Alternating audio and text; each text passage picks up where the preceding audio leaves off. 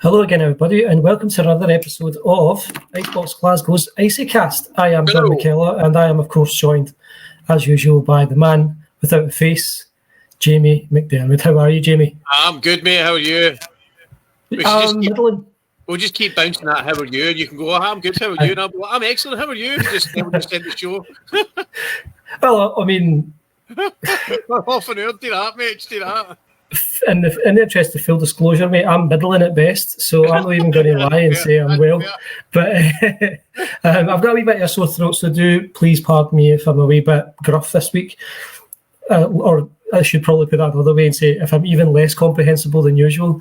But it's good to be here. We're talking about Names of Games. It's the episode 2 of the Names of Games series.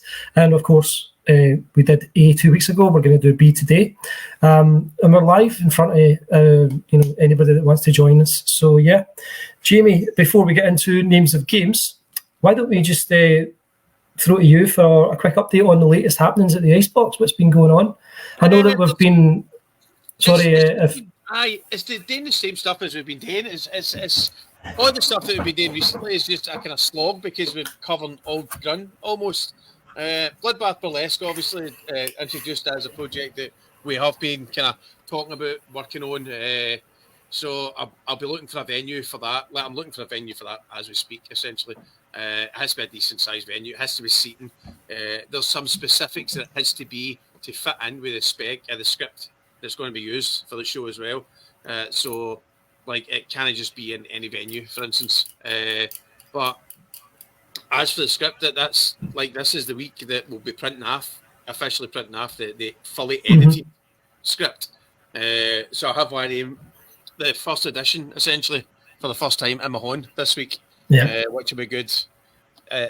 Again, it's, you know yourself, as we've been doing for fucking ages, it's a constant ongoing thing. You're constantly I'll print it off and I'll be like, first edition, yes, and I'll sign it, and then I'll skip to it, and the very first page will have a spelling mistake, and I'll be like, you dirty motherfucker. But it can all go, and as it's moving forward, it's all moving towards something. So every week we get a wee bit closer to what we're doing. It's just the usual hiccups and retracing old steps and making sure there's nothing going to trip us up in the future, essentially. So I'd rather do it right. I'd rather do it all right and make sure it's done properly than fucking running anything. But we're getting there. So, and we'll keep updating it on this show. Soon we'll have the old the fucking thing that I'm doing, the wee video chats. So they'll be getting up first. We'll do them on Patreon exclusive for a week, the same as we used to the show, and then we'll release them on the Fight or Flight page. But as of next week, they'll be weekly, at least weekly. I might introduce wee extra ones, but the main one will just be a wee catch-up chat. It'll just be me and my phone, essentially, doing it weekly. So that'll be good. Good fun.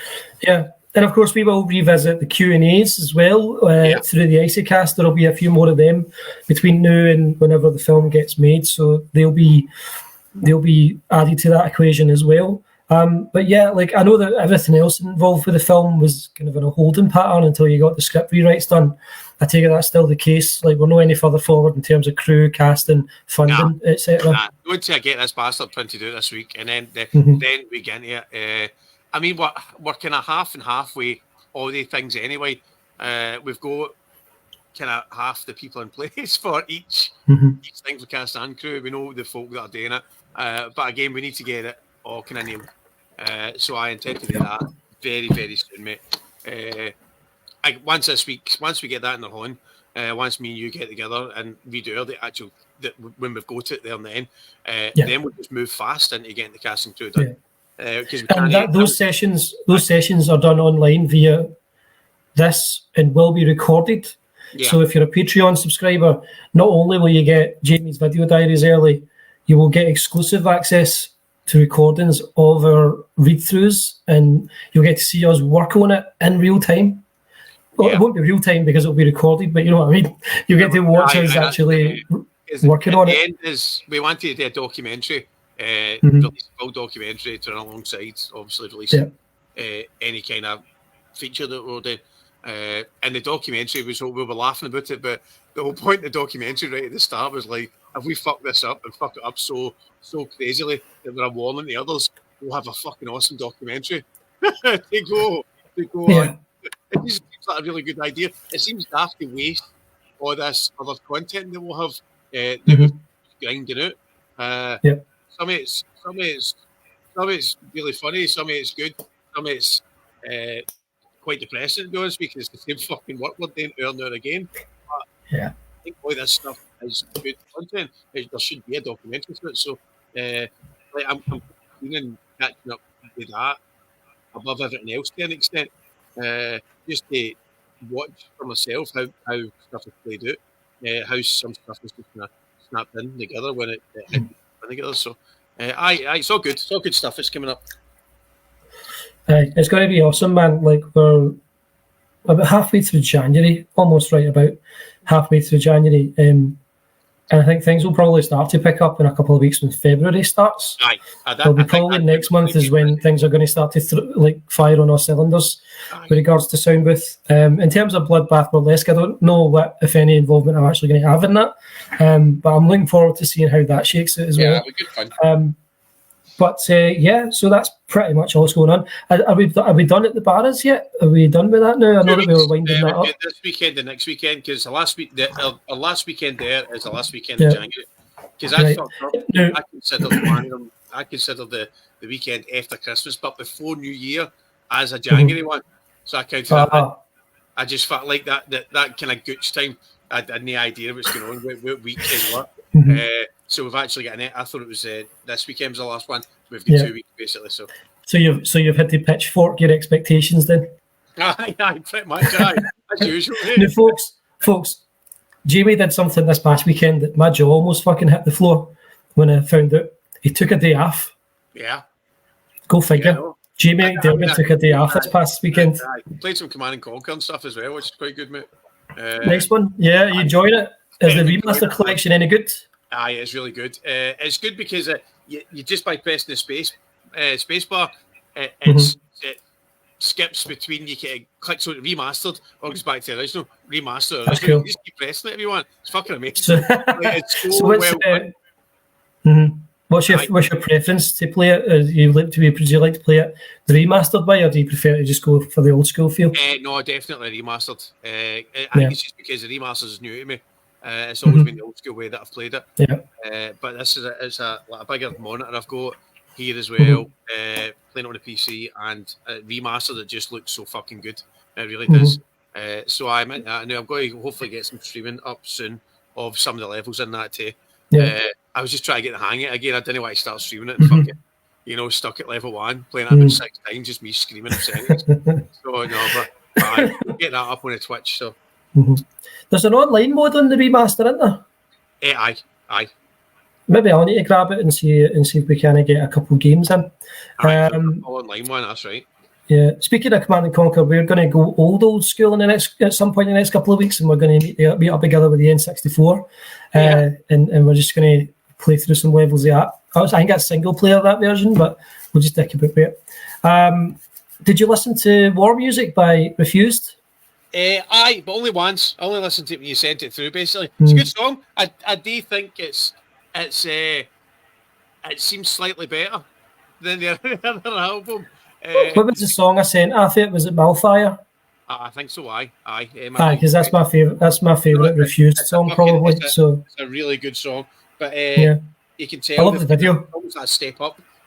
Yeah, like I said. It's like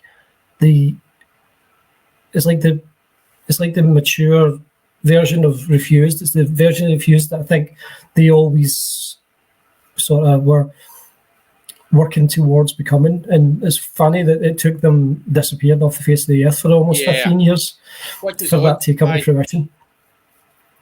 But anyway, we're not here to talk about that. We talked about Refused last week.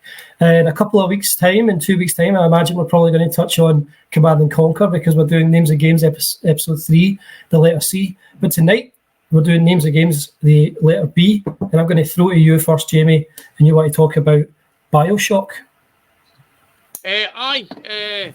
BioShock, I know there's, I think it's a trilogy in there. I don't think I think it's just 1, 2, 3. So BioShock, it's BioShock 2.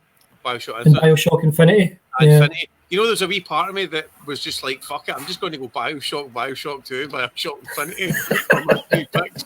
Because I love them all. But I think for the Are you saying that's not a good idea? I better just delete this note I've got here about the letter M. Oh, you have to, mate. I know what's going to happen. We might as well just fucking say it. Like Bioshock. It's just going to be called Names of Games, Metal Gear, and Others. No, you should just call it the Metal Gear Show. Mm-hmm. And I'll be like, Metal Gear's all right. Sorry, John. Sorry, Bioshock. Bioshock is like, it's up there my favourite games of all time, I think. Certainly when it came out, 2007, 2006, maybe there, I'll check actually. By 2007, there we go. I'd never kind of seen anything like it. I don't think it's classed as a lot of it as horror. It's actually classed as psychological horror, which is strange. I don't think it's a horror. It's like almost like a French cinema fantasy. It's shot beautifully. The storyline is almost better than the game itself. There's a lot of the game, like, I'd played it maybe 2 or 3 times, and every time I played it, there was a different kind of, just a different feel to it, a different way to play the game. I just think it's beautiful to look at. It's the puzzles aren't they so difficult that they piss you off to an extent where you just don't want to go back to it. And the characters are great. The baddies are fantastic as well. And it just, there's constant kind of gameplay in it. Like I said, even on revisits, I love the game. I would definitely say Bioshock. Bioshock 3 is fantastic as well, but Bioshock 3 takes it more kind of cartoony, kind of more stylized kind of fantasy. The way the graphics are done, but if you want to go kind of a lot better, I think that the best Bioshock is the first one for me. Like, I just fucking love it. I had a couple of the toys and the collectibles and that with it as well a while back. Like, I literally love anything about it. So yeah, Bioshock up there. I'd put that in B every day of the week. Excellent, man. Well, truth be told, I could really only think of one thing for B. So the first 2 for me today are just going to be filler, more or less. I had to really stretch all the way back. B was difficult. Yeah, I had to kind of remember. I knew one of them definitely was obviously Bioshock, and then I just remembered one weirdly that I had for the PS1. I was like, fuck me, and then I had to have an actual look to see what I played because I thought B would be easier because it's blood. You think there's hundreds of shit of blood, but there actually isn't as much as you think. So. Anyway, so the first one for me is Boulder Dash, which is a game that my cousin Tracy and I played years and years ago on the NES. Really fun game to play. Quite rudimentary by today's standards, but it was a really fun game to play back in the day. Boulder Dash, like, you play as like a mad cave, like, excavator guy. It's kind of a weird one. I'm just going to run a search here and quickly jump on the Wikipedia. It takes place in a series of caves, each of which is laid out as a rectangular grid of blocks, according to Wikipedia, and you basically have to like cut through the rocks to get to these diamonds, and you have to collect the diamonds to complete the levels, and that's Boulder Dash, man. I don't really have much more to say apart for that on Boulder Dash. I'm going to have plenty to say on my third option, so I'll leave it there. Boulder Dash. It's a game that starts with B, and I remember playing it, and I remember enjoying it. Jamie, I'll throw back to you. You want to talk about Blood Omen, Legacy of Kain. Now, It's not a game that I ever played. I did play Soul Reaver, and I enjoyed Soul Reaver, but I never played Blood Omen. What did I miss? Well, I had Blood Omen for... In fact, I'm going back to the first time I bought main system was the PS1, and that's when I had the Legacy of Kain. I wouldn't be buying it for the PS1 now because it costs about fucking 80 quid to get on eBay second hand. It's why these ridiculously expensive games now. I loved it. It was like a kind of top down third person, like kind of fantasy horror. Every time you kind of stabbed at somebody, you got their blood as well, and that's what kept you alive. It just had good action. Kind of, they call it role playing, but it's really just a kind of horror kind of fighting game. Basically going through the world and like ripping cunts jaws, mate. That's essentially what it was. You can get updated versions now, like they're doing it in Steam and stuff. When I got it, like I said, it was back in the PS1 type stuff. You could get it for the PC and that as well, but I never even heard it for that. The graphics are a bit. They're good for the time. You play a kind of vampire prince or something like that. Try to remember, John. You know what I'm like trying to remember last week, Christ. And you're basically going through dungeons. There's a lot of story set up. The split screens are very good. They're breaking up the levels. I think it possibly started off a lot of games that you had the tap down fantasy horror type stuff. I would say a lot of them come for this. Even just looking at the graphics just now online, it's a lot of games are now reminiscent of Blood Omen rather than the other way about. I would recommend playing it. I think there's a part 2, possibly a part 3 as well. And like I said, if you like PS1 kind of fantasy role-playing horror stuff, you're going to love Blood Omen. So definitely get it, don't you? It was quite difficult, but again, as you know me, it's no too difficult because I would just go fuck this and get another game. It's something that you don't need to constantly play to get past certain bits, which I like. It's interesting. At the time, it was quite gory, I remember, but definitely no way the day's standards. With PS1 standards for fantasy stuff, there was a lot of bloodletting and stuff, but now it's probably nothing new, to be honest with you. So again, for the bees, for stuff that I remembered, and there's no many bees, I would go Blood Omen, let's say, absolutely. Sounds good, man. Did you? I really enjoyed Soul Reaver when I played it.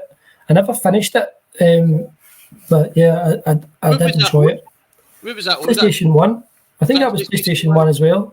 Yeah, okay. I think Soul Reaver came out in like '99, and I think maybe Blood Omen came out a year or two before that. Hold on, I'll check. I'm sure I had another one out. In fact, there you go, Soul Reaver. I'm sure I'd played another one that was very kind of. Aye, right, okay. I know what Soul Reaver is. I did have Soul Reaver as well, and I think you're right. I think it was out for PlayStation 1. I remember like devouring folks' souls. Yeah, and that was what powered them up. Yeah, that was it. Cool. And the first one, it was. I remember it was. I think it may have been on it as well, but I remember there was blood, and that was it. Kind of powered you up and kept you going. So if you took damage, it took that away. But if you killed somebody, you got again. Like all the other games, you kill somebody, you get a wee bit of life. Only this time it was blood after them. Just like in real life. Aye, it is, mate. You just take their blood. That's it, and you just take their souls. Yeah. Aye. My next choice was Bomberman, a game that again I remember playing with my cousin Tracy. We grew up together. We played a lot of games together. We watched a lot of cartoons together. I'm actually, as an aside, my son has started watching Garfield and Friends. And that's bringing back memories of watching Garfield at my Auntie Jessie's house with my cousin Tracy. But anyway, yeah, Bomberman, sort of the side-scrolling action game, a massive franchise, but the game that I specifically remember playing is Mega Bomberman. The reason that I'm counting it here is because it was originally called Bomberman 94. I played the Mega Drive version, Mega Bomberman, though. It's just such a great game, like fast-paced, smooth gameplay, for what I remember. And it was just a lot of fun to play, you know, and it wasn't like it never felt like a slog at any point. It was just such a kind of like energetic game to play. And it was fun to like play as a group, you know, because I think it was 4-player on the Mega Drive. So we would play multiplayer and stuff, and it was just class. Yeah, there's so many different, like, you can get so many different variations of Bomberman now as well. It's been updated and upgraded so many bloody times. I think I've even got Bomberman on like the PS4. Yeah. I think it's still cutting about, I think. No, it definitely is. There's still ones going about there now. They just keep making it faster and better, basically. Yeah. So it's going to start going warp speed and shit. Like fucking yeah, Bomberman was such a great character, and I thought I always thought like Bomberman looked really cool. He's kind of like he's like a Japanese anime mech almost, like his suit. And I really liked that. I was I can remember playing Bomberman years ago and just being like, all right, playing it myself, but see when you started playing fucking 2 players, 3 players, 4 players, it gets so difficult. It gets infuriating. Aye. You always get done really fucking fast, really easy sometimes. So. Yeah. But yeah, a lot of fun. You wanted to close with Bubble Bobble. Aye, yeah, I fucking love Bubble Bobble. I'll get back to that'll be Master System. Actually, when we're talking about like getting stuff upgraded, you can get Bubble Bobble for the PS4 and the PS5 now. Again, it's just upgraded. There's a lot more levels on it. It'll be remastered. Although I love the old look, the Bubble Bobble stuff. Again, if you go back to the Master System, the game is pretty simple. It's a platformer. Your wee dragons. You kind of blow bubbles with your mouth to catch the baddies in, and then when the baddies get caught in the bubble, you would burst the bubble and destroy them. Again, it seems really simple, but it was quite an infuriating game at points. You would get killed by one last wee guy kicking about. Oh, that's high. Yeah. Or you would get fucking killed by somebody that you jumped to, like you jumped up to get them, but the bubble burst before you got to them, and then you would die as you hit the person. Like, I loved it. I remember actually years ago, it was in all arcades. It was in the arcade in the bars as well. I love playing it in the arcades as well, but it was definitely a coin eater. I've actually just seen just now, it's 1986. It was a title, and that was when it was released as the arcade machine. You would have only been like 7, 8 years old when that came out. Aye, yeah. So did you get it at the time? I mean, I had to be about fucking 9 or 10 when I used to play the arcade, doing it at the bars. So, and it was in there at that point, and it was a fantastic machine. I always remember that it was always bloody busy as well. So, yeah. And it's again, I think it's one of these machines now that's going to cost you a fucking fortune to get. The new, you can get Bubble Bobble, you can get it as an app on your phone, that kind of stuff too. To me, it's not the same as playing that difficult bastard. Is it on like Steam? Let me have a look to see if it's on Steam. I think it must be. I mean, if it's on Google Play, you can get it pretty much in everything now. So it looks like there's it looks like there's a fairly recent one for 2021, Bubble Bobble 4 Friends, the Barra's Workshop. Yep. Is that Link for Zelda?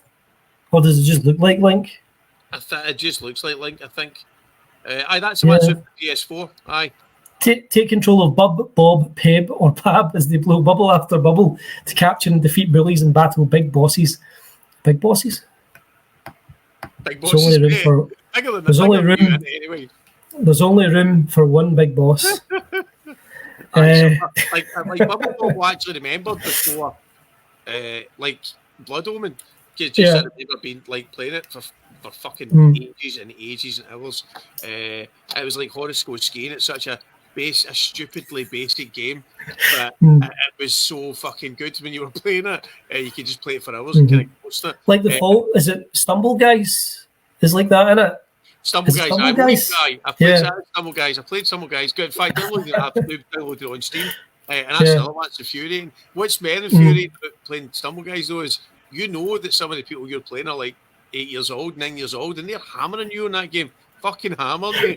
They'll just raise their head and you're like, they go to school at 9 in the morning, they take their break for their breakfast break at like 10, play that for 20 minutes, go back into class, play that for another hour at lunchtime, go home at 3, and then play it until they go back to bed.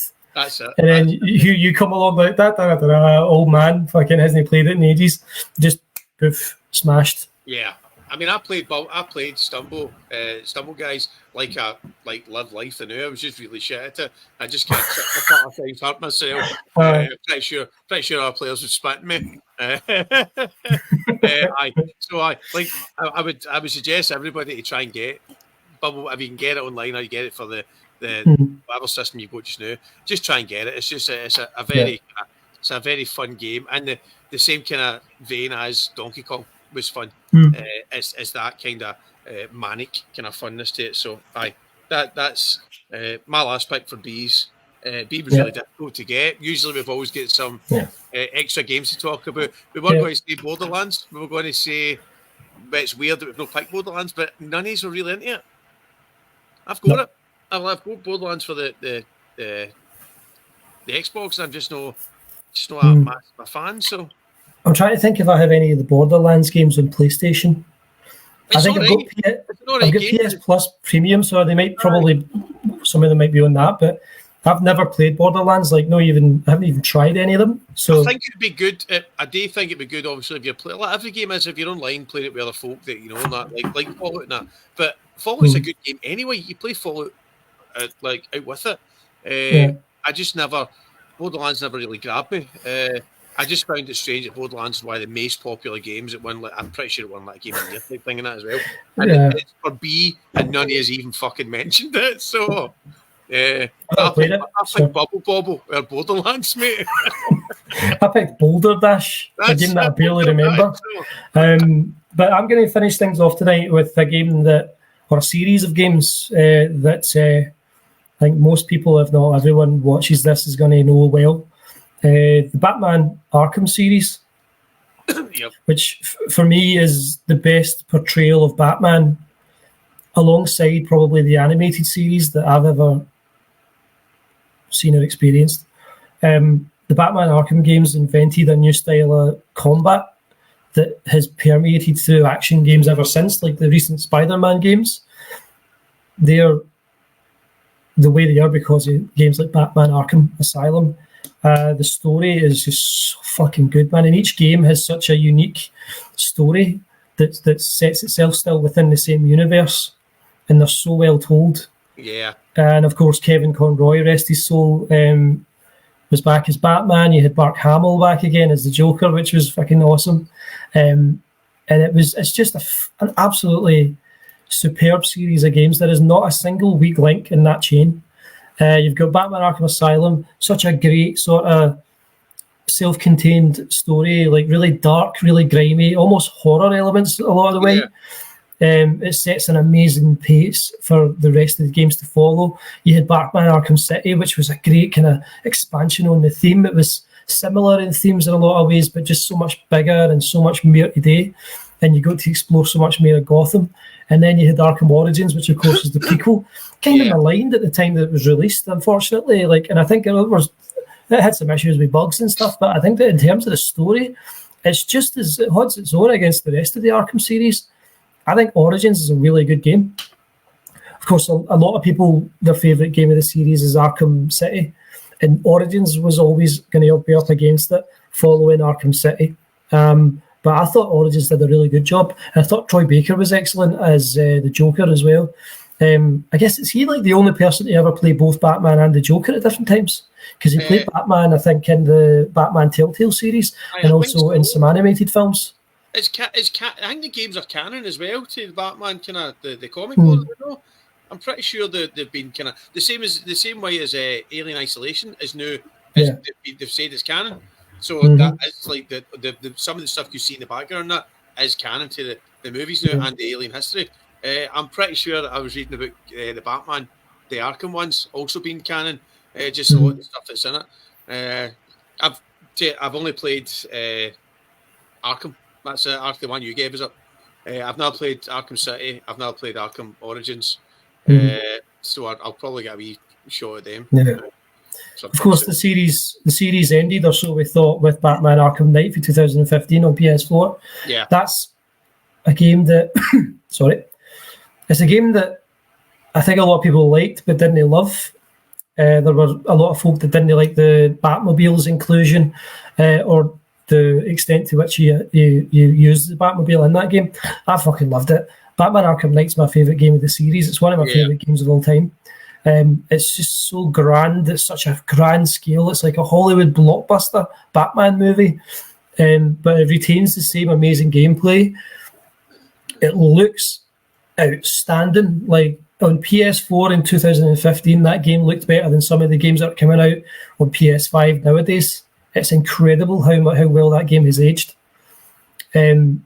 It's the total package, and it's a masterpiece in my opinion. But the Batman Arkham series. Why would you moan about being in a Batmobile? No, I know, and a lot of people as well had wanted to use the Batmobile in the games for years. Like it was the Batmobile, and then they introduced it, and they were like, "That's too much Batmobile," and it's like, "Fuck off, man!" And I get some of the gripes, like some of the major boss battles take place in like tank battles with the Batmobile, and maybe that's not a great idea, but I would contend that you get enough of everything else that shouldn't matter as much as it does to some folk. And I thought the ending was, it ends back where it started in tremendous fashion. I'll just leave it at that. Right, okay. But yeah, Batman Arkham is my last pick. I miss Kevin Conroy. I haven't been able to watch Batman the Animated Series since he passed away. I just can't bring myself to do it, and I haven't really played Arkham Asylum or the Arkham series either since he died, because it's just... Yeah, it's going to be a big help. It's a big pain with anything else coming out without him voicing it, essentially. So yeah.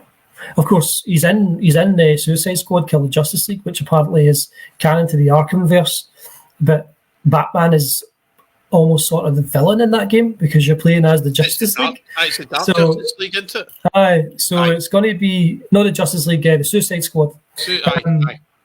So it's going to be interesting to see how that shakes it. Again, it's going to be mixed feelings because if Kevin Conroy was back for that, it's going to be the last time we're likely to ever hear him as Batman. I don't think he was working on anything else. So, those cartoons, man, they meant a lot to me growing up. They were a massive part of my childhood. Yeah, absolutely. So when Kevin Conroy came back as Batman for the games, I was just like, fuck yeah, absolutely, I'm there. It makes me sad to think about Kevin Conroy. Yeah, if I'm honest. Yeah, it does. It was a big and it makes a big difference to it as well. But like now you've got Mark. I can't even. I'm trying to think as we're going to know, like who else should we get today? Batman. It's good for the boys. Because I was going to go, well, what about what? And I can't think of any. I really can't. Probably Troy Baker. He's in everything else. Basically, so yeah. Get David Hayter to be Batman, but using Solid Snake's voice. Aye. Well. So